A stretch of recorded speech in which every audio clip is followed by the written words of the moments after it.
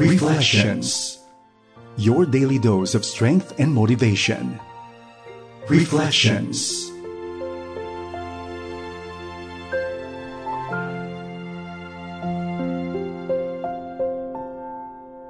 Isang mapagpalang araw sa iyo, kaibigan. Salamat sa iyong pagsama sa akin dito sa programang Reflections sa FEBC Radio TV. Ako po ang inyong kaibigan at kaagapay, si Ruth de Lara Madizon. Welcome po at nawa ay magkaroon tayo ng makabuluhang oras sa ating pagbubulay-bulay ng salita ng Diyos na ating matatagpuan sa Zechariah 14 verse 9.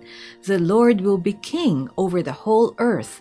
On that day, there will be one Lord, and His name the only name. Zechariah 14 verse 9. Noong isang araw po ako'y pauwi na mula sa trabaho at talaga namang alam niyo ibig sabihin niyan, napakaraming tao sa labas at napakaraming tao sa sasakyan, napakaraming mga sasakyan sa kalsada at punong-puno ng mga tao na talaga namang nagmamadaling makasakay, nakapila ng matagal upang makasakay pauwi sa kanilang mga tahanan. And I thought to myself, these people really want to go home. These people ay siguro ay talagang uwing-uwi na, sabi nga.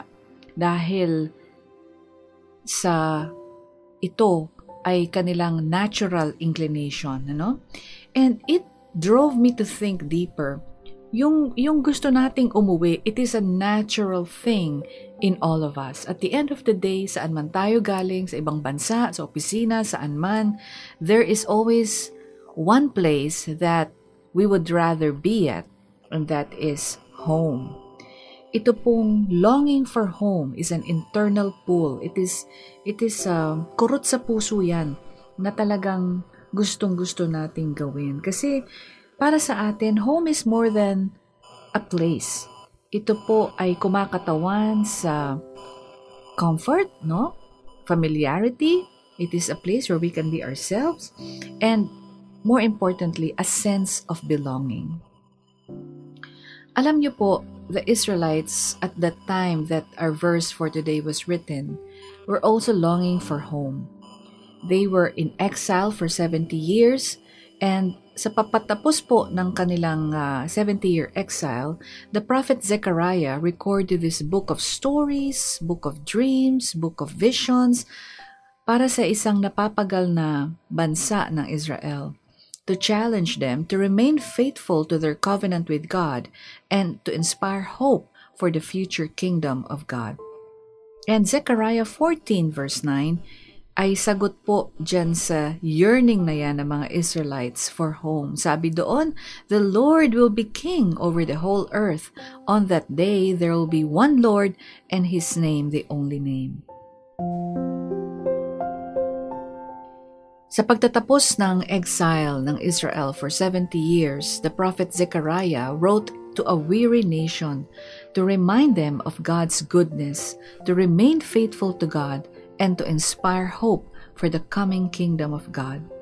Imagine niyo po, 70 long years, wala silang nation, walang identity. They were out of their home.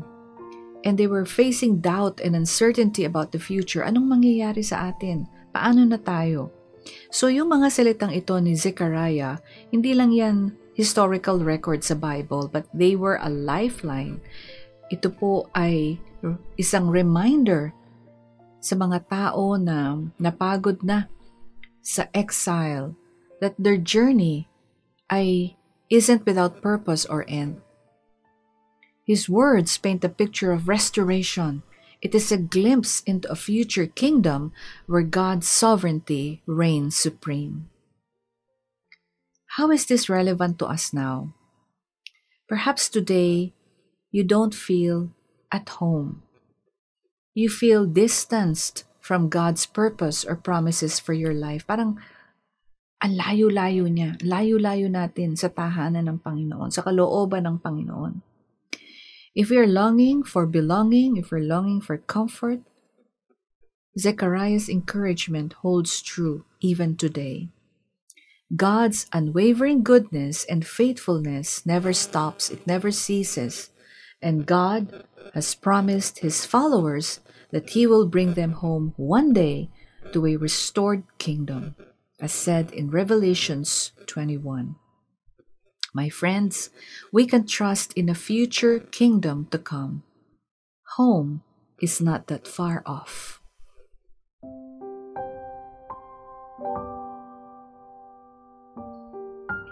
Tayo po ay manalangin. Eternal God and loving Heavenly Father, thank you because you are the one true King. And this world is not the home you have prepared for us. Thank you, Lord, because home is where you are. And you have allowed it to happen when you have sent your only Son, Jesus Christ, on the cross to die for us so that we can find our home in you. Help us, Lord, to reflect this truth in our lives. Help us to be present in our interactions with others while still yearning for heaven. Show us how to balance the temporal and the eternal. We trust that your kingdom is coming soon and that you are at work even now. We praise you and give you glory, for you alone deserve it. In Jesus' name we pray. Amen. Marami pong salamat sa inyong pagsama sa akin dito po sa programang Reflection sa FEBC Radio TV. Ako po ang inyong kaagapay, si Ruth de la Rama Dizon. Hanggang sa susunod pong araw, isang mapagpalang araw po sa ating lahat. Reflections. Your daily dose of strength and motivation. Reflections.